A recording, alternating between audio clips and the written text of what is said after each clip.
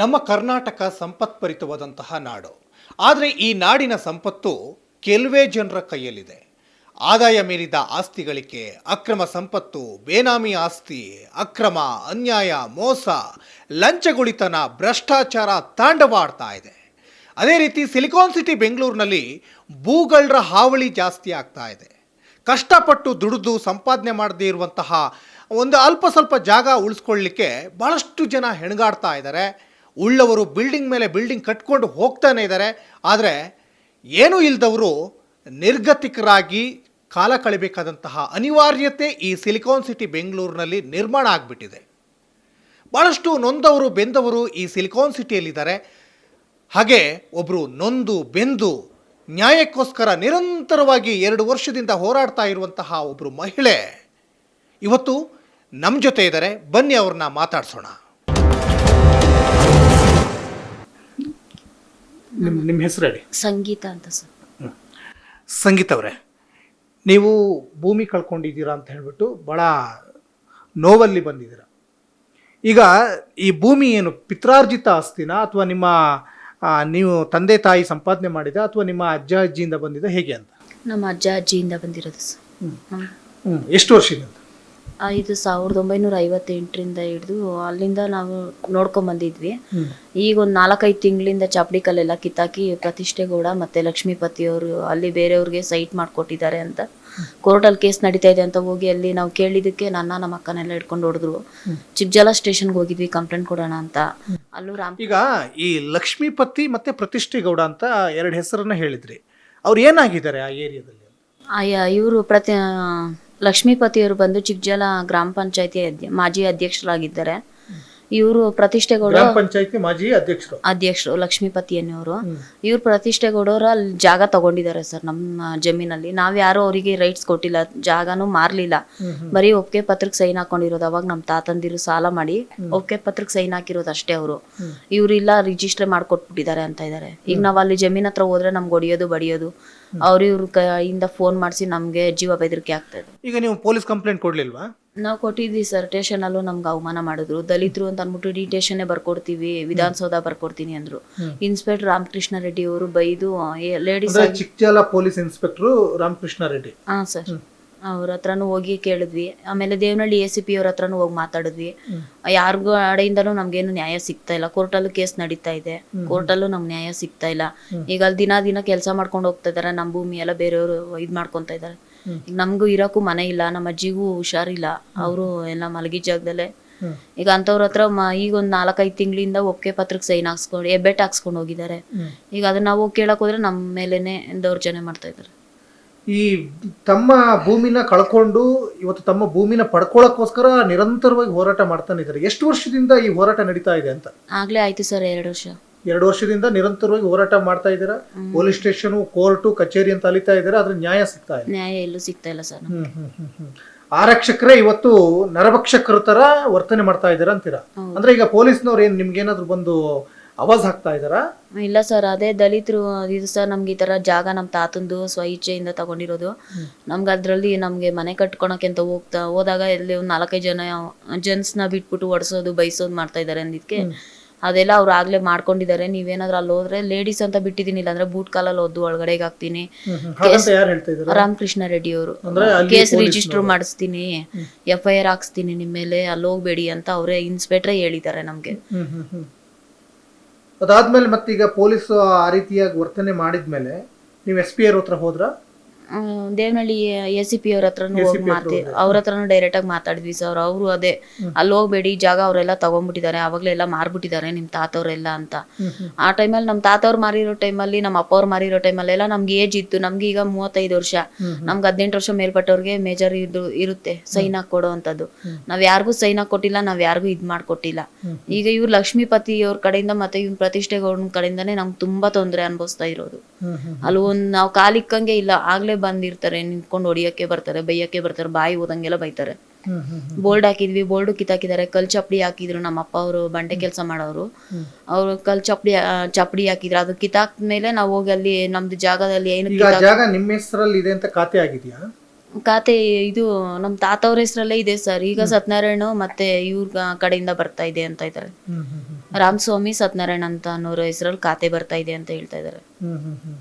ಅದನ್ನ ನೀವು sub register ಆಫೀಸಿಗೆಲ್ಲ ಹೋಗಿ ಆ ಫೈಲ್ಸ್ ಎಲ್ಲ ತೆಗೆಸುವಂತ ಕೆಲಸ ಏನಾದರೂ ಮಾಡಬೇಕಿತ್ತು. ಯಾಕಂದ್ರೆ ಇವತ್ತು ಅದಕ್ಕೆ ಸರಿಯಾದಂತಹ ಡಾಕ್ಯುಮೆಂಟ್ಸ್ ನಿಮ್ಮ ಹತ್ರನೇ ಇರಬೇಕಾಗತ್ತಲ್ವಾ. ಈಗ ಅವರು ನಮ್ಮ ಜಾಗ ಅಂತ ಹೇಳ್ತಾ ಇದ್ದಾರೆ. ಈಗ ಆಲ್ರೆಡಿ 2 ವರ್ಷದಿಂದ ಹೋರಾಟ ಬೇರೆ ಮಾಡ್ತಾ ಇದ್ದಾರೆ. ಈ ಜಾಗ ಕೋರ್ಟಲ್ಲಿ ಕೇಸ್ ನಡೀತಾ ಇದೆ ಸರ್. ಅದೇ ಕೋರ್ಟಲ್ಲಿ ಕೇಸ್ ನಡೀತಾ ಇದೆಯಲ್ಲ, ಇದು ಈ ಜಾಗ ನಮ್ದೇ ಅನ್ನಲಿಕ್ಕೆ ನಿಮ್ಮ ಹತ್ರ ಒಂದು ಪ್ರೂಫ್ ಬೇಕೇ ಬೇಕಾಗುತ್ತೆ. ಯಾಕಂದ್ರೆ ಪೇಪರ್ ರೆಕಾರ್ಡ್ಸ್ ಇದೆ ನಿಮ್ಮ ಹತ್ರ, ಆದ್ರೂ ಕೂಡ ಅಲ್ಲಿ ರಿಜಿಸ್ಟರ್ ಆಫೀಸಲ್ಲಿ ಎಲ್ಲಾ ರೀತಿಯಾದಂಥ ಡಾಕ್ಯುಮೆಂಟ್ಸ್ ಇರ್ತದಲ್ವಾ, ಅಲ್ಲಿ ಏನಾದರೂ ಹೋಗಿ ತೆಗೆಸುವಂಥ ಕೆಲಸಕ್ಕೆ ಮುಂದಾಗಬೇಕಿತ್ತಾವ ಅಂತ. ಅದೇ ಸರ್, ಬೇರೆಯವ್ರ ಹೆಸರಲ್ಲಿ ಖಾತೆ ಬರ್ತಾ ಇದೆ. ಸತ್ಯನಾರಾಯಣ ಅವ್ರ ಹೆಸರಲ್ಲಿ 28 ವರ್ಷದಿಂದ ಬರ್ತಾ ಇದೆ ಅಂತ ಅಂದ್ರು. ಅವ್ರು ಸತ್ಯನಾರಾಯಣ ಅವ್ರಿಗೆ ನಮ್ಮ ತಾತ ಅವರು ಪೇಪರ್ಸ್ ಇದೆ, ಅದು ಒಪ್ಪಿಗೆ ಪತ್ರಕ್ಕಷ್ಟೇ ಅವ್ರು ಸೈನ್ ಹಾಕೊಟ್ಟಿರೋದು ನಮ್ಮ ತಾತ ಅವರು. ಅವಾಗ ಒಂದ್ ಸ್ವಲ್ಪ ದುಡ್ಡಿನ ಸಮಸ್ಯೆ ಇತ್ತಲ್ಲ, 5,000 10,000 ಹಂಗ್ ಮಾಡ್ಕೊಟ್ಟಿರೋದು. ಈಗ ಅದೇ ಇವಾಗ ನಮ್ಗೇನು ಬರೋದೇ ಇಲ್ಲ ಅಂದ್ರೆ ನಮಗೆ ಫೋನ್ ಮಾಡಿ ಬೆದರಿಕೆ ಹಾಕುವಂಥದ್ದು ಏನು ಇರ್ಲಿಲ್ವಲ್ಲ ಸರ್. ಈಗ ಆ ಕಡೆಗೆ ಏನಾದ್ರು ಕಾಣಿಸ್ಕೊಂಡಿದೀವಿ ಅಂದ್ರೆ ನಿಮ್ಮಿಬ್ರಿಗೊಂದು ಗತಿ ಕಾಣಿಸ್ತೀನಿ, ಅಲ್ಲೇನಾದ್ರು ಓಡಾಡಿದಿರಂದ್ರೆ ಅಂತ ಜೀವ ಬೆದರಿಕೆ ಆಗ್ತಾ ಇದಾರೆ. ಈಗ ಈ ಜಾಗ ಅವ್ರು ಬೇರೆಯವ್ರ ಹತ್ರ ತಗೊಂಡಿದ್ರಂತ ನಿಮ್ ತಾತ ಅಥವಾ ನಿಮ್ ತಂದೆ, ಅಥವಾ ಇವರು ಅಲ್ಲಿ ಮೊದ್ಲಿಂದಾನು ಅಲ್ಲೇ ಹುಟ್ಟಿ ಬೆಳೆದಿದ್ದವ್ರು? ಮೊದ್ಲಿಂದಾನು ಅಲ್ಲೇ ಹುಟ್ಟಿ ಬೆಳೆದಿರೋದು ಸರ್. ಅಲ್ಲೇ ಹುಟ್ಟಿ ಬೆಳೆದಿದ್ದು ಅವರು ಸಂಪಾದನೆ ಮಾಡಿರುವಂತ ಸಂಪಾದನೆ ಮಾಡಿ ಅದನ್ನ ಈಗ ಮಧ್ಯದಲ್ಲಿ ಲಕ್ಷ್ಮೀಪತಿ ಮತ್ತೆ ಪ್ರತಿಷ್ಠೆಗೌಡ ಬಂದ್ಬಿಟ್ಟು ತಕರಾರು ಮಾಡ್ತಾ ಇದ್ದಾರೆ. ಹೌದು ಸರ್, ಕಾಂಪೌಂಡ್ ಹಾಕಿರೋ ಕಾಂಪೌಂಡ್ ಎಲ್ಲ ಕಿತ್ತಾಕಿದ್ದಾರೆ. ಅದು ಸಾಕ್ಷಿನೂ ಇದೆ ಕಿತ್ತಾಕಿರೋದು. ನಾವ್ ಅಲ್ಲೋಗಿ ಜಗಳ ಮಾಡಿರೋದು ಇದೆ. ಅಲ್ಲೋಗಿ ಜಗಳ ಮಾಡಿದಕ್ಕೆ ಬೂಟಲ್ಲಿ ಹೊಡಿತೀನಿ, ಚಪ್ಲಿಲಿ ಹೊಡಿತೀನಿ ಅಂತ ಮುಂಡೆ ಇಂಥ ಮುಂಡೆ ಇದಿರು ಅಂದ್ರು. ಸ್ಟೇಷನ್ ಅಲ್ಲೂ ಕೀಳ್ ಜಾತಿ ನೀವು ಅಂತ ಅಲ್ಲೂ ಅವಮಾನ ಮಾಡಿದ್ದಾರೆ ನಮ್ಗೆ. ಅಂದ್ರೆ ಈಗ 2 ವರ್ಷದಿಂದ ನಿರಂತರವಾಗಿ ಅವಮಾನಗಳನ್ನೇ ಸಹಿಸ್ಕೊಂಡು ಈ ಕಡೆ ನಿಮ್ ಜಾಗನೂ ನಿಮ್ಗೆ ಸಿಗ್ತಾ ಇಲ್ಲ, ಬರೀ ನೋವಲ್ಲೇ ಕಾಲ ಕಳಿಬೇಕಾದಂತ ಪರಿಸ್ಥಿತಿ ಆಗ್ತಾ ಇದೆ. ಹೌದು ಸರ್. ಈಗ ಮುಂದೆ ಯಾವ ರೀತಿಯಾದಂತ ಹೋರಾಟ ಮಾಡಬೇಕು ಅಂತ? ಈಗ ಪೊಲೀಸ್ ಸ್ಟೇಷನ್ ಅಲ್ಲಿ ನಿಮಗೆ ನ್ಯಾಯ ಸಿಗ್ಲಿಲ್ಲ, ಕೋರ್ಟಿಗೆ ಹೋದ್ರೂ ನ್ಯಾಯ ಸಿಗ್ತಾ ಇಲ್ಲ. ಈಗ ಮುಂದೆ ಏನ್ ಮಾಡ್ಬೇಕು ಅಂತ ನೀವು ಪ್ಲಾನ್ ಮಾಡ್ತಾ ಇದ್ದೀರಾ? ನಮಗೆ ಅಲ್ಲಿ ಜಾಗ ಬೇಕು ಸರ್. ನಮ್ಗೆ ಇರೋಕ್ ಮನೆ ಇಲ್ಲ, ಬಾಡಿಗೆ ಮನೇಲಿ ಇರೋದು. ನಮ್ಮ ಅಜ್ಜಿ ಯಾವಾಗ ಇರ್ತಾರ ಹೋಗ್ತಾರಂತ ಹೇಳಕ್ಕಾಗಲ್ಲ. ಈಗ ಅಜ್ಜಿನೂ ವರ್ಷಾಂಗಟ್ಲೆ ಎತ್ಕೊಂಡು ಹೋಗೋದು, ಮುಚ್ಚಿಕ್ಕೋದು, ಅವ್ರ ಕೈಯಲ್ಲಿ ಹೋಗೋದು ಬರೋದು. ಅವ್ರ ಅಜ್ಜಿ ಕೈಯಲ್ಲಿ ಭಿಕ್ಷೆ ಬೇಡ್ತಾ ಇದಾರೆ ವಿದ್ಯಾನಗರ ಕ್ರಾಸಲ್ಲ. ಅವ್ರ ಕೈಯಲ್ಲಿ ಸೈನ್ ಹಾಕ್ಸ್ಕೊಳೋದು, ಸೈನ್ ಹಾಕಲ್ಲ ಹೆಬ್ಬೆಟ್ಟ ಹಾಕೋದು. ಈಗ ಅದಕ್ಕೆ ನಮ್ ನ್ಯಾಯ ಒದಗಿಸ್ಕೊಡಿ ಅಂತ ಬಂದಿದ್ದೀವಿ. ಈಗ ಅಜ್ಜಿ ಎಲ್ಲಿ ವಾಸವಾಗಿದ್ದಾರೆ? ಕಾಡಿಗನಹಳ್ಳಿಲಿ ಇದ್ದಾರೆ ಸರ್. ಅವರು ನಿಮ್ಗೆ ಮುತ್ತಜ್ಜಿ ಆಗ್ಬೇಕಲ್ಲ? ಇಲ್ಲ ಸರ್, ಅಜ್ಜಿ. ನಿಮ್ಗೆ ಅಜ್ಜಿ ಆಗ್ಬೇಕು. ಅವ್ರೀಗ ಕಾಡಿಗನಹಳ್ಳಿಯಲ್ಲಿ ಇದ್ದಾರೆ. ಹೌದು ಸರ್. ಅಂದ್ರೆ ಅವ್ರ ಹತ್ರ ಹೋಗಿ ಫೋರ್ಜರಿಯಾಗಿ ಲಕ್ಷ್ಮೀಪತಿ ಮತ್ತೆ ಪ್ರತಿಷ್ಠೆಗೌಡ ಫೋರ್ಜರಿ ಸೈನ್ ಮಾಡಿಸ್ಕೊಂಡು ಜಾಗ ಕಬಳಿಸ್ಕೊಂಡಿದ್ದಾರೆ ಅಂತ ನೀವು ಹೇಳ್ತಾ ಇದ್ದೀರಾ? ಹೌದು ಸರ್. ಯಾಕಂದ್ರೆ ಇದಕ್ಕೆಲ್ಲ ಮೂಲ ಕಾರಣನೇ ಲಕ್ಷ್ಮೀಪತಿ ಸರ್. ನಮ್ಗೆ ಅವ್ರ ಕಡೆಯಿಂದಾನೇ ನಮ್ಗೆ ತುಂಬಾನೇ ಇದು ಜೀವ ಬೆದರಿಕೆ ಹಾಕೋದು, ಹಂಗ್ ಮಾಡ್ತೀನಿ ಹಿಂಗ್ ಮಾಡ್ತೀನಿ ಅಂತ ಇದ್ದಿದ್ದು. ನಮ್ ತರ ಇದ್ದೋನು 2010ರಲ್ಲಿ ಮರಳು ಮುಟ್ಟೆ ಹೊರ್ತಾ ಇದ್ದೋನು ಇವತ್ತಾಗ್ಲೇ 10,000 ಕೋಟಿ ಬದುಕ್ತಾ ಇದ್ದಾನೆ ಸರ್. ಅಂದ್ರೆ ಈ ತರನೇ ಬಡವರದು ಅವರು ಯಾವಾಗ್ಲೂ ಗಂಡ ಸತ್ ಮುಂಡೆದಿರ್ದು ನಮ್ಮ ದಲಿತರು ಎಲ್ಲೆಲ್ಲಿ ಏನೇನಿದೆ ಇದನ್ನ ಅವ್ರು ಲಪ್ಟಾಯಿಸ್ಕೊಳೋದೇ ಅವ್ರ ಕೆಲಸ. ಅದೇ ಒಂದು ದೊಡ್ಡ ಬಿಸ್ನೆಸ್ ಅವ್ರಿಗೆ. ಈಗ ನಿಮ್ಮನೇಲಿ ಎಷ್ಟು ಜನ ಇದ್ದೀರಾ ನೀವು? ನಮ್ಮ ತಮ್ಮ ಒಬ್ಬ ಇದ್ದಾನೆ, ನಮ್ಮ ಅಕ್ಕ ಒಬ್ಳಿದ್ದಾಳೆ, ನಾನಿದ್ದೀನಿ. ಅಪ್ಪ ಅಮ್ಮ ಇಬ್ರು ಇಲ್ಲ ತೀರೋಗಿದ್ದಾರೆ. ಅಲ್ಲಿ ಏನಾದರೂ ರೆಕಾರ್ಡ್ಸ್ ಬರ್ದೇ ಇರುವಂಥದ್ದು ಅಥವಾ ನಿಮ್ಮ ತಂದೆ ಹೆಸರಿಗೆ ಏನೋ ಖಾತೆ ಆಗಿರುವಂಥದ್ದು ಏನಾದರೂ ರೆಕಾರ್ಡ್ಸ್ ಇದೆಯಾ? ಏನೂ ಇಲ್ಲ ಸರ್. ಈಗ ಈ ತರ ಒಂದಿಷ್ಟು ಖಾತೆ ನಿಮ್ಮ ಹೆಸರಿಗೆ ಬಂದಿರೋದು ಒಂದಿಷ್ಟು ರೆಕಾರ್ಡ್ಸ್ಗಳು ಇಟ್ಕೊಂಡಿದ್ದೀರಾ? ಹೌದು ಸರ್. ಕೋರ್ಟಿಗೆ ಹೋದ್ರೂ ನ್ಯಾಯ ಸಿಗ್ತಾ ಇಲ್ಲ? ಇಲ್ಲ ಸರ್, ಸಿಗ್ತಾ ಇಲ್ಲ. ಪೊಲೀಸ್ನವ್ರು ನೋಡಿದ್ರೆ ದೌರ್ಜನ್ಯ ಮಾಡ್ತಾ ಇದ್ದಾರೆ. ಈಗ ಲಕ್ಷ್ಮೀಪತಿ ಅಲ್ಲಿ ಜಾಗಕ್ಕೆ ಹೋದ್ರೆ ನಿಮಗೆ ಅಲ್ಲಿ ತುಂಬಾ ಕೆಟ್ಟ ಪದ ಎಲ್ಲ ಬಳಸ್ತಾರ ಅಂತ? ಹೌದು ಸರ್, ಹೊಡೆದು ಕಳ್ಸಿದ್ದಾರೆ ಸರ್. ನಮ್ಮ ಅಕ್ಕನಿಗೆ ತೊಡೆ ಹತ್ರ ಎಲ್ಲ ಏಟಾಗಿದೆ. ಈಗ ಇದಾಗ ಒಂದ್ 2-3 ತಿಂಗಳಾಯ್ತು ಅಷ್ಟೇ, ಜಾಸ್ತಿ ದಿನ ಏನಾಗಿಲ್ಲ. ನಾವು ಅಲ್ಲಿ ಜಮೀನ್ ಹತ್ರ ಹೋಗಂಗೆ ಇಲ್ಲ, ವಿತಿನ್ 5 ಸೆಕೆಂಡ್ ವಯಸ್ಸಳ ಬರುತ್ತೆ. ನಾವೇ ಫೋನೇ ಮಾಡಿರಲ್ಲ. ಕೇಳಿದಕ್ಕೆ ಇನ್ಸ್ಪೆಕ್ಟರ್ ಹತ್ರ ರಾಮಕೃಷ್ಣ ರೆಡ್ಡಿ ಅವ್ರ ಹತ್ರ ಕೇಳಿದಕ್ಕೆ ಪಬ್ಲಿಕ್ ಮಾಡಿದ್ರು ಅಂತಾರೆ. ನಾವಲ್ಲೇನು ಗಲಾಟೆನೂ ಮಾಡಿರಲ್ಲ, ಸುಮ್ಮನೆ ಅಲ್ಲಿ ನಿಂತ್ಕೊಳಕ್ಕೆ ಬಿಡ್ತಾ ಇಲ್ಲ ನಮ್ಮನ್ನ. ಬೋರ್ಡ್ ಹಾಕಿದ್ವಿ, ಬೋರ್ಡ್ ಕಿತ್ತೇಸ್ತಿದ್ದಾರೆ. ಚಪ್ಪಡಿ ಕಲ್ಲು ಹಾಕಿದ್ವಿ, ಅದು ಕಿತ್ತೇಸ್ತಿದ್ದಾರೆ. ಈಗ ಅಲ್ಲಿ ಇನ್ಸ್ಪೆಕ್ಟರ್ ಬಂದಾಗ ಊರಿನ ಜನ ಏನು ನಿಮ್ ಪರವಾಗಿ ನಿಲ್ಲಲ್ವಾ? ಊರಿನ ಜನ ಎಲ್ಲ ಸುಮ್ಮನೆ ಹೊಡಿತಾ ಇದ್ರೆ ನಿಂತ್ಕೊಳ್ಳೋದು ನೋಡ್ತಾ ಇರ್ತಾರ ಅವರು ಅಷ್ಟೇ ಸರ್. ಲೇವೆಟ್ ಅದೆಲ್ಲ ಒಳಗಡೆ ಇರ್ತಾರೆ ಡೀಸೆಂಟ್ ಆಗಿ, ಯಾರು ಬರಲ್ಲ. ಎಷ್ಟು ಟೈಮಿಂದ ಈ ರೀತಿಯಾದಂಥ ದೌರ್ಜನ್ಯ ನಡೀತಾ ಇದೆ ನಿಮ್ಮ ಮೇಲೆ? 4-5 ಸತಿ ಆಯ್ತು ಸರ್. ಈಗ ಆಗ್ಲೇ ಇವರೇ ಇನ್ಸ್ಪೆಕ್ಟ್ರೇ ಅಂದಿದ್ರು, ಈ ಕಡೆಗೆ ಎಲ್ಲಾದ್ರೂ ಕಾಣಿಸ್ಕೊಂಡ್ರೆ ನಿಂಗೆ ಒಂದು ಗತಿ ಕಾಣಿಸ್ತೀನಿ ಅಂತ. ಅಲ್ಲ, ಪೊಲೀಸ್ನವ್ರು ಅಂದ್ರೆ ಅವರು ಆರಕ್ಷಕರು. ಬಡವರಿಗೆ, ಅನ್ಯಾಯಕ್ಕೆ ಒಳಗಾದವರಿಗೆ, ಅವ್ರು ಯಾವುದೇ ಜಾತಿ ಧರ್ಮ ನೋಡಬಾರ್ದು, ಎಲ್ರಿಗೂ ನ್ಯಾಯ ಒದಗಿಸ್ಕೊಡ್ಬೇಕು. ಆದರೆ ಅವರೇ ಒಂಥರ ನರಭಕ್ಷಕರ ಥರ ವರ್ತನೆ ಮಾಡಿದರೆ ಹೇಗೆ ಅಂತ ಕೇಳಬೇಕಿತ್ತು ನೀವು ಪೊಲೀಸ್ನವ್ರಿಗೆ, ಯಾಕೆ ಈ ರೀತಿ ಅನ್ಯಾಯ ಮಾಡ್ತಾ ಇದ್ದಾರೆ? ನಾವು ಸ್ಟೇಷನ್ ಹತ್ರ ಹೋಗೋಕ್ ಮುಂಚೆನೆ ಅವ್ರಿಗೆ ಮಾತಾಡ್ತಾ ಇರ್ತಾರೆ ಸರ್. ನಾವು ಇವನು ಪ್ರತಿಷ್ಠೆಗೌಡನ ಮೇಲೆ ಕಂಪ್ಲೇಂಟ್ ಕೊಡಕ್ ಹೋದಾಗ್ಲೂ ಲಿಸ್ಟ್ ತೆಗೆದು ನಾವು ಅಲ್ಲಿ ಚೇಂಬರ್ ಅಲ್ಲಿ ನಿಂತ್ಕೊಂಡು ಮಾತಾಡ್ತಾ ಇದೀವಿ. ಅವ್ರ ಹತ್ರ ಲೈನ್ ಕಾಂಟ್ಯಾಕ್ಟ್ ಅಲ್ಲಿ ಇದ್ರು ಇವರು ಪ್ರತಿಷ್ಠೆಗೌಡ ಅವ್ರ ಹತ್ರ ರಾಮಕೃಷ್ಣ ರೆಡ್ಡಿ ಅವರು. ಆಮೇಲೆ ನಮ್ಮ ಹತ್ರ ಡಾಕ್ಯುಮೆಂಟ್ಸ್ ಎಲ್ಲ ಚೆಕ್ ಮಾಡಬೇಕು ತಗೊಂಬನ್ನಿ ಅಂದ್ರು. ಆಮೇಲೆ ಇವ್ರ ಕೈಯಲ್ಲಿ ತರಿಸ್ರಿ ಅಂತ ಕೇಳಿದ್ವಿ ಪ್ರತಿಷ್ಠೆಗೌಡ ಅವ್ರ ಹತ್ರ. ಅವ್ರು ಇಲ್ವಂತೆ, ಅಲ್ಲೋಗಿದಾರಂತೆ ಇಲ್ಲೋಗಿದಾರಂತೆ ಅಂದ್ರು. ನಾನೇ 10 ಸತಿ ಸ್ಟೇಷನ್ ಕಾಲ್ ಮಾಡಿದ್ರು ಎತ್ತಿಲ್ಲ. ಇವ್ರ ಹತ್ರ ಸಿಗಲ್ಲ ಅಂತ ACP ಅವ್ರ ಹತ್ರ ಹೋದೆ. ACP ಅವ್ರಿಗೂ ಎಷ್ಟು ಸತಿ ಕಾಲ್ ಮಾಡಿದ್ರು ಕಾಲ್ ರೆಸ್ಪಾನ್ಸ್ ಇಲ್ಲ, ಏನಿಲ್ಲ. ಡೈರೆಕ್ಟಾಗಿ ಅಲ್ಲೇ ಹೋಗಿ ಮಾತಾಡೋಣ ಅಂತ ಅಲ್ಲೋಗಿ ಮಾತಾಡಿದ್ದಕ್ಕೆ ಆ ಕಡೆ ಜಮೀನ್ ಹತ್ರ ಹೋಗ್ಬೇಡಿ, ನೀವೇನಕ್ಕೆ ಹೋಗ್ತೀರಾ, ಏನಿದ್ರು ನಿಮ್ಮ ಕೋರ್ಟಲ್ಲಿ ನೋಡ್ಕೊಳ್ರಿ ಅಂದರು. ಕೋರ್ಟಲ್ಲಿ 2 ವರ್ಷ ಆಯ್ತು ಸರ್ ತಿರ್ಗಾ ಶುರು ಮಾಡಿ, ಇವತ್ತಿನವರೆಗೂ ಒಂದು ನ್ಯಾಯನೂ ಸಿಕ್ಕಿಲ್ಲ. ನಮ್ಮ ಲಾಯರೂ ಅವ್ರ ಕಡೆನೇ ಸ್ಯಾಮಿಲ್ ಆಗಿದ್ದಾರೆ. ಈಗ ಅಲ್ಲಿ ಹೋಗ್ತೀವಿ ಕೋರ್ಟ್ ಟೈಮ್, ನಾವು ಅಲ್ಲಿ ಅವ್ರು ಹೇಳಿ ಇರೋದಕ್ಕಿಂತ ಮುಂಚೆನೇ ಹೋಗಿ ಅಲ್ಲಿ ಇರ್ತೀವಿ. ನಮ್ಮನ್ನು ಕರಿಯಲ್ಲ ಒಳಗಡೆ ಏನಾಯ್ತು ಏನಿಲ್ಲ ಅಂತ. ಆಚೆ ಬಂದು ಮುಂದಿನ ತಿಂಗಳು ಬರ್ಬೇಕಂತೆ ಹೋಗು. 2 ವರ್ಷದಿಂದ ಲಾಯರ್ ಫೀಸ್ ಅಂತಾನು ತುಂಬಾ ಕಳ್ಕೊಂಡಿರ್ತೀರಾ ಸರ್. ಹತ್ರ 4.25 ಲಕ್ಷ ಕಳ್ಕೊಂಡಿದ್ದೀವಿ ಸರ್ ದುಡ್ಡು. ಇಂಥ ಟೈಮ್ ಬಾ ಅಂದ್ರೆ ಅಂಥ ಟೈಮ್ ಅವ್ರು ಹೇಳಿರೋದಕ್ಕಿಂತ ಮುಂಚೆನೇ ಬಂದು ಕಾಯ್ತಾ ಇರ್ತೀವಿ. ಈಗ ಲಾಸ್ಟಿಗೆ NOC ಕೊಟ್ಬಿಡಿ, ನಾವು ಬೇರೆ ಲಾಯರ್ ಹತ್ರ ಹೋಗಿ ಮಾತಾಡ್ತೀವಿ. ವಾದ ಮಾಡಬೇಕಾದ ಲಾಯರು ಅವ್ರ ಪರವಾಗಿದ್ದಾರೆ ಸರ್. NOC ಕೇಳಿದ್ರೆ 50,000 ಕೊಡಮ್ಮ, 1 ಲಕ್ಷ ಕೊಡು ಅಂತ ಕೇಳ್ತಾ ಇದ್ದಾರೆ. ಈಗ ನಮ್ಮ ಹತ್ರ ಇರೋದೆಲ್ಲ ಕಳ್ಕೊಂಬಿಟ್ಟಿದೀವಿ, ಏನೂ ಇಲ್ಲ. ನಾವು ಬಾಡಿಗೆ ಮನೇಲಿ ಇರೋ ಅಂತಾರೆ. ನಮ್ಗೆ ಆ ಜಮೀನ್ ಬಿಟ್ರೆ ನಮ್ಗೆ ಬೇರೆ ಏನೂ ಆಸ್ತಿ ಇಲ್ಲ, ಇರೋದೇ ಅದು. ನಮ್ಗೆ ಅದೇ ಇರಕ್ ಮನೆ ಇಲ್ಲ ಸರ್, ನಮ್ಗೆ ಜಾಗ ಬೇಕಷ್ಟೇ.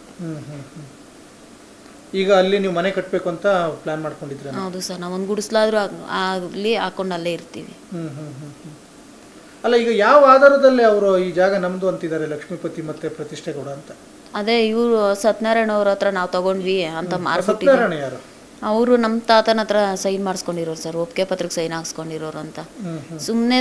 ಸುಮ್ಮನೆ ಎಷ್ಟೊಂದು ಜನ ಬರ್ತಾ ಇದ್ದಾರೆ ಸರ್. ನಾವು ಇದಕ್ಕೆ ವಾರಸ್ದಾರರು, ನಾವು ವಾರಸ್ದಾರ, ನಾವೆಲ್ಲೋ ಒಂದು ಕಡೆ ಇದ್ದೀವಿ, ಅದಕ್ಕೆ ಸಂಬಂಧಪಟ್ಟವ್ರು ನಾವೇ ಎಲ್ಲೋ ಒಂದು ಕಡೆ ಇದ್ದೀವಿ. ಇವರು ಏನು ಚೆನ್ನಾಗಿ ದುಡ್ಡು ಕಾಸು ಇರೋರೇ ಬರ್ತಾ ಇದ್ದಾರೆ ಅಲ್ಲಿಗೆ, ಇದು ನಮ್ಗಾಗಬೇಕು ಇದು ನಮ್ಗಾಗಬೇಕು ಅಂತ. ನಾವಂತೂ ಅಲ್ಲಿ ಕಾಲೇ ಇಡಂಗಿಲ್ಲ. ಹೊಡಿಯೋದು ಬೈಯೋದು, ನಾವು ಅಲ್ಲಿ ಹೋಯ್ತಾ ಇದ್ದಂಗೆ ಯಾರನ್ನಾದ್ರೂ ಒಂದು 4 ಜನ ಕಳಿಸಿರ್ತಾರೆ. ಅಂದ್ರೆ ಅಲ್ಲಿ ಕಾನೂನು ಎಲ್ಲ ಸತ್ಬಿಟ್ಟಿದೆ, ಪೊಲೀಸ್ನವರು ಅವ್ರ ಪರವಾಗಿದ್ದಾರೆ ಸರ್. ಅಂದ್ರೆ ಕಾನೂನು ರಕ್ಷಣೆ ಮಾಡಬೇಕಾದವರೇ ಪೊಲೀಸ್ನವರು, ಆದ್ರೆ ಇವತ್ತು ಕಾನೂನನ್ನ ಉಲ್ಲಂಘನೆ ಮಾಡ್ತಿದ್ದಾರೆ ಅವರು. ಹೌದು ಸರ್. ಅದು ನೀವು ಚಿಕ್ಕಜಾಲ ಪೊಲೀಸ್ ಠಾಣಾ ವ್ಯಾಪ್ತಿಗೆ ಸಂಬಂಧಪಟ್ಟಿರುವಂತವ್ರು? ಹೌದು ಸರ್, ಅಲ್ಲೂ ಕಂಪ್ಲೇಂಟ್ ಕೊಟ್ಟಿದ್ದೀನಿ ಸರ್. 2-3 ಸತಿ ಕಂಪ್ಲೇಂಟ್ ಕೊಟ್ಟಿದ್ದೀನಿ. ಅದೇ ಕೊಟ್ಟಾಗ ಸರಿ ಆಯ್ತು ಹೇಳ್ತೀವಿ ಅವರಿಗೆ, ಮಾತಾಡ್ತೀವಿ, ಇಲ್ಲ ಅದೇನೋ ಒಂದು ಕೂತ್ಕೊಂಡು ಬಗೆಹರಿಸ್ಕೊಳ್ರಿ ಅಂತಾರೆ. ಏನೋ ಒಂದು ಕೂತ್ಕೊಂಡು ಬಗೆಹರಿಸಿ, ಏನೋ ಅರ್ಶಿನ ಕುಂಕುಮಗೆ ಹೆಣ್ಮಕ್ಳು ಅಂತ ಅಂದ್ಬಿಟ್ಟು ಅಷ್ಟ ಕೊಡ್ತೀವಿ, ಎಲ್ಲೋ ಬದಿಕೋ ಹೋಗ್ರಿ, ಇನ್ನೊಂದ್ಸತಿ ಏನೋ ಜಮೀನ್ ಕಡೆ ತಲೆ ಹಾಕಿದ್ರೆ ಚೆನ್ನಾಗಿರಲ್ಲ ಅಂತ. ಅವ್ರು ಅರ್ಶಿನ ಕುಂಕುಮ ಕೊಡೋಕೆ ಅವ್ರು ನಮ್ಮ ಯಾರು ಹೇಳುದು ಆತರ? ಇವನು ಸರ್ ಪ್ರತಿಷ್ಠೆಗೌಡ ಅವನ್ನ ಹೇಳಿದ. ಅರ್ಶಿನ ಕುಂಕುಮಕ್ಕೆ ಏನೋ ಹೆಣ್ಮಕ್ಳು ಇಲ್ಲಿ ಗಂಟ ಬಂದಿದ್ದೀರಲ್ಲ ಅನ್ನೋದಕ್ಕೆ ಏನಾದ್ರು ಕೊಡ್ತೀನಿ ಅಂತ ಅಂದ್ರು. ಅರ್ಶಿನ ನಿಮ್ ಜಾಗ ನೀವು ಕೇಳೋದು ನಿಮ್ ಹಕ್ಕು, ಅದನ್ನ ಅವರು ಅರ್ಶಿನ ಕುಂಕುಮ ಕೊಡ್ತೀನಿ ಅಂತ ಅರ್ಶಿನ ಕುಂಕುಮಕ್ಕೆ ಬೇಕಾದ್ರೆ ಕೊಡ್ತೀವಿ. ಕೇಳ್ಬೇಕಿತ್ತು ಅವ್ರಿಗೆ ಸರ್. ಕೇಳಿದ್ವಿ, ಎಲ್ಲಾ ತರನು ಕೇಳಿದ್ವಿ, ಕೆಟ್ಟದಾಗೆ ಕೇಳಿದ್ವಿ. ನಮ್ಮ ಅಪ್ಪಗೆ ನಾವು ಹುಟ್ಟಿರೋದೇ 3 ಜನ, ನೀನ್ ನಮ್ಗೆ ಅಣ್ಣ ಅಂತ ಅರ್ಶಿನ ಕುಂಕುಮ ಕೊಡೋಕೆ, ನಮ್ಗೆ ಅರ್ಶಿನ ಕುಂಕುಮ ನಿಂಗೆ ಕೊಡೋದು ನಿಮ್ಗೆ ಬೇಕಾಗಿಲ್ಲ. ಅದೇ ನಾವು ಕೋರ್ಟ್ ಮುಖಾಂತರ ತಗೊಂತೀವಿ ಅಂದರೆ ಹೋಗಿ ಅದು ಎಲ್ಲಿ ಯಾವ ಕೋರ್ಟ್ ಹತ್ರ ಹೋಗ್ತೀವಿ ಹೋಗು, ಯಾವ ಪೊಲೀಸವ್ರ ಹತ್ರ ಹೋಗ್ತೀವಿ ಹೋಗು, ನೀನು ಅದು ಹೋಗೋವರೆಗೂ ನೀನು ಇದ್ರೆ ಅಲ್ವಾ ಓಡಾಡೋದಕ್ಕೆ ಅಂತಂದರು. ಅಂದರೆ ನಿಮ್ಮ ಹತ್ರ ಸರಿಯಾದಂಥ ಡಾಕ್ಯುಮೆಂಟ್ಸ್ ಇದ್ದಾಗ ಕೋರ್ಟಿಗೆ ಹೋದರೆ ಅಲ್ಲಿ ಒಂದಿಷ್ಟು ವಿಚಾರಣೆಗಳು ನಡೀತದೆ. ಆಗ ಏನಾದರೂ ನಿಮ್ಮ ಪರವಾಗಿ ಸ್ವಲ್ಪ ವಾದ ಇವತ್ತು ಲಾಯರೇ ನಿಮ್ಮ ಪರವಾಗಿಲ್ಲ ಅಂತೀರ, ಡಿಸ್ಕೊಂಡು ಅವ್ರ ಪರವಾಗಿದ್ದಾರೆ ಅಂತಿರಲ್ಲ? ನಮ್ಮ ಪರವಾಗಿಲ್ಲ ಸರ್ ಲಾಯರ್. ಮುಂದಿನ ತಿಂಗಳಿದೆ ಕೋರ್ಟ್ಗೆ ಹೋಗಿ ಆ ಟೈಮ್ ಬನ್ನಿ ಅಂತಾರೆ. ನಾವು ಕೋರ್ಟ್ ಇಂಥ ಡೇಟ್ಗಿದೆ ಅಂತ ನಾವು ನೆನ್ಪಿಟ್ಕೊಂಡು ಫೋನ್ ಮಾಡಿದ್ರು ಅವ್ರೊಂದು ರೆಸ್ಪಾನ್ಸ್ ಇಲ್ಲ, ಏನಿಲ್ಲ. ಏನು ಸರ್ ಫೋನ್ ಎತ್ತಿಲ್ಲ, ಕೋರ್ಟ್ ಇತ್ತಲ್ಲ ಅಂತಂದರೆ ಅಯ್ಯೋ ಹೌದಾ ನಾವು ಮರ್ತೋಗ್ಬಿಟ್ವಿ ಅಂತಾರೆ ಸರ್. ಒಂಥರ ನೆಗ್ಲೆಕ್ಟ್. ಈಗ ನೀವೇನು ಬೇರೆ ಲಾಯರ್ ನಡೀತೀರಾ? ಬೇರೆ ಲಾಯರ್ನ ಇಲ್ಲ ಸರ್. ಯಾರು ಲಾಯರ್ಗಳ್ನು ಯಾರನ್ನೂ ನಂಬೋ ಥರನೇ ಇಲ್ಲ. ನಮಗೆ ನಂಬಿಕೆನೇ ಕಳ್ಕೊಂಡಿದ್ದೀವಿ. ನಾವು ಬಾಡಿಗೆ ಮನೇಲಿ ಇರೋರು, ನಾವು ಮನೆ ಕೆಲ್ಸಕ್ಕೆ ಹೋಗೋರೆ, ನಾವೇನು ದುಡ್ಡು ಇರೋ ಅಂಥವ್ರಲ್ಲ. ಈಗ ಅಂದ್ರೆ ನಿಮ್ಮ ಮುತ್ತಾತನಿಂದ ಬಂದಿರೋಂಥ ಆಸ್ತಿ ಅದು? ಹೌದು ಸರ್. ಅಂದ್ರೆ ನಿಮ್ಮ ಮುತ್ತಾತ ಈಗ ನೀವೇನು ಜಾಗ ನಮ್ದು ಅಂತ ನೀವು ಇವಾಗೇನು ವಾದ ಮಾಡ್ತಿದ್ದೀರಲ್ಲ, ಆ ಜಾಗದಲ್ಲೇ ಅವ್ರು ಹುಟ್ಟಿ ಬೆಳೆದವರು ಅವರು. ಅದು ಪಿತ್ರಾರ್ಜಿತವಾಗಿ ಇವಾಗ ನಿಮ್ಮ ತಂದೆ ಅವ್ರದ್ದು ಆಸ್ತಿ ಆಯಿತು. ಈಗ ನಿಮ್ಮ ತಂದೆಯವ್ರು ತೀರ್ಕೊಂಡಿದ್ದಾರೆ ಅಂತೀರಿ, ಈಗ ನಿಮ್ಮ ಆಸ್ತಿ ಈಗ ಅದು ಆ ಥರ ಬಂದಿರೋಂಥ ಆಸ್ತಿ ಅಲ್ವಾ? ಅದನ್ನ ಇವಾಗ ಅಲ್ಲಿ ಯಾರೋ ಮಧ್ಯದಲ್ಲಿ 3ನೇವ್ರು ಬಂದು ಈಗ ಇದು ನಮ್ಮ ಆಸ್ತಿ ಅಂತ ಈಗ ಅವ್ರು ತಕರಾರು ಮಾಡ್ತಾ ಇದ್ದಾರೆ. ಸರ್, ಈಗ ನಾವು ಅಲ್ಲಿ ಕೇಸ್ ಹಾಕಿ ಓಡಾಡೋಕೆ ಶುರು ಮಾಡಿದ್ಮೇಲೆ ಚಪ್ಪಡಿ ಕಲ್ಲೆಲ್ಲ ಕಿತ್ತಾಕಿರೋದು. ಏಪ್ರಿಲ್ 19ನೇ ತಾರೀಕು ಏನೋ ಕಿತ್ತಾಕಿರೋದು. ಈಗ ಡೀಸೆಂಟಾಗಿ ಕಿತ್ತಾಕಿದ್ದಾರೆ. ಬೋರ್ಡ್ ಹಾಕಿದ್ವಿ, ಬೋರ್ಡು ಕಿತ್ತಾಕಿದ್ದಾರೆ. ಎಲ್ಲ ಸಾಕ್ಷಿನೂ ಇದೆ ನನ್ನ ಹತ್ರನೂ. ಸಾಕ್ಷಿಗಳಂದ್ರೆ ಯಾವ ತರ? ಈಗ ನಮ್ಮ ಅಪ್ಪ ಬಂಡೆ ಕೆಲಸ ಮಾಡುವಾಗ ಚಪ್ಪಲಿ ತಗೊಂಬಂದು ನೆಟ್ಟಿದ್ದು ಸರ್. ಈಗ ಪ್ರತಿಷ್ಠೆಗೌಡ ಮತ್ತೆ ಲಕ್ಷ್ಮೀಪತಿ ಅವ್ರು ಯಾವಾಗ ಅಲ್ಲಿ ಸೈಟ್ಗಳು ತಗೊಳಕ್ ಇದ್ ಮಾಡಿದ್ರು, ನಾವು ಓಡಾಡೋ ಶುರು ಮಾಡಿದ್ಮೇಲೆ ಆ ಚಪ್ಪಲಿ ಕಲ್ಲೆಲ್ಲ ಕಿತ್ತಾಕಿದ್ದಾರೆ ಈಗ. ಮತ್ತೆ ಬೋರ್ಡ್ ಹಾಕಿದ್ವಿ, ಇದು ಕೋರ್ಟಲ್ಲಿ ಕೇಸ್ ನಡೀತಾ ಇದೆ, ಕೆಲಸ ಮಾಡಬಾರ್ದು ಅಂತ.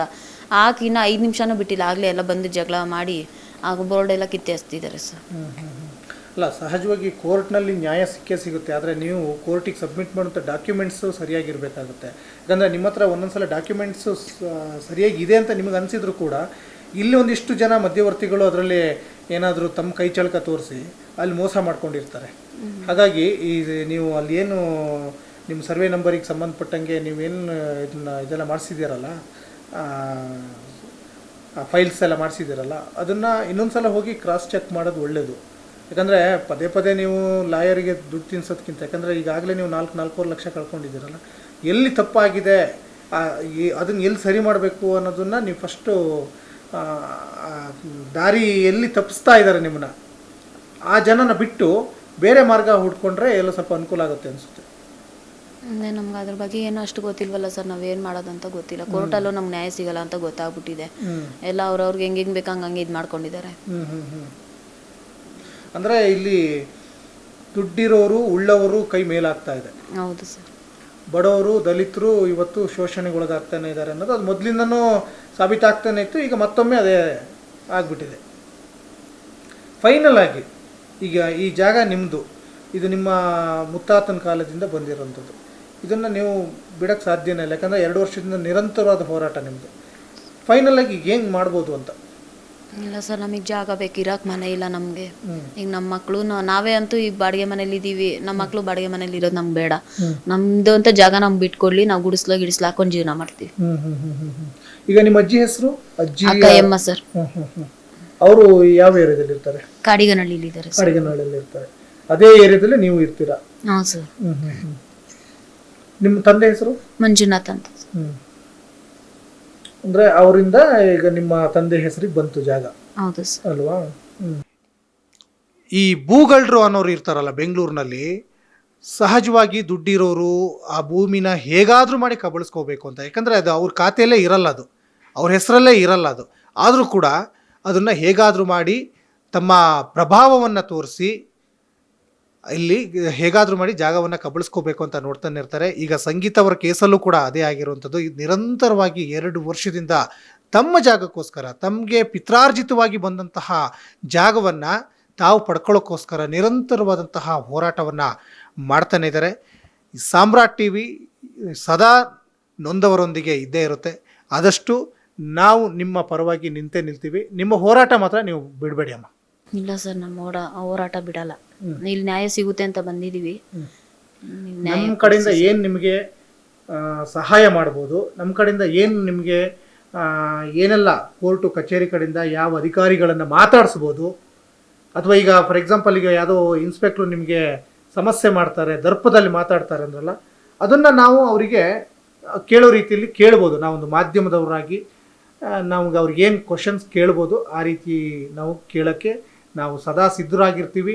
ನಿಮಗೆ ನಮ್ಮ ಕಡೆಯಿಂದ, ನಮ್ಮ ವಾಹಿನಿ ಕಡೆಯಿಂದ ಖಂಡಿತವಾಗ್ಲೂ ಕೂಡ ನ್ಯಾಯ ಒದಗಿಸ್ಕೊಡ್ಲಿಕ್ಕೆ ನಾವು 100% ನಿಮಗೆ ಸಹಾಯ ಮಾಡ್ತೀವಮ್ಮ.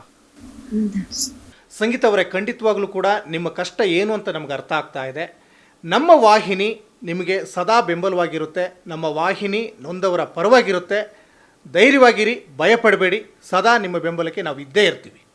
ನೋಡಿದ್ರಲ್ಲ ವೀಕ್ಷಕರೇ, ಕಾಡಿಗಾನಹಳ್ಳಿಯಲ್ಲಿ ಸಂಗೀತ ಮತ್ತು ಅವರ ಫ್ಯಾಮಿಲಿ ಇರೋ ಭೂಮಿಯನ್ನು ಕಳ್ಕೊಂಡು ಇವತ್ತು ಅದನ್ನು ಉಳಿಸ್ಕೊಳ್ಳಿಕ್ಕೆ ಎಷ್ಟು ಕಷ್ಟವನ್ನು ಪಡ್ತಾ ಇದ್ದಾರೆ.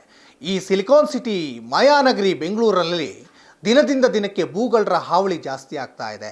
ಇವತ್ತು ಆರಕ್ಷಕರು ಇಂತಹ ನಿರ್ಗತಿಕರಿಗೆ ರಕ್ಷಣೆಯನ್ನು ಕೊಡಬೇಕು, ಆದರೆ ಇವತ್ತು ಅವರೇ ಇವರಿಗೆ ಆವಾಜ್ ಹಾಕುವಂಥದ್ದು, ಜೊತೆಗೆ ಹದ್ದು ಮೀರಿ ಮಾತಾಡುವಂತಹ ಕೆಲಸಕ್ಕೆ ಮುಂದಾಗ್ತಾ ಇದ್ದಾರೆ.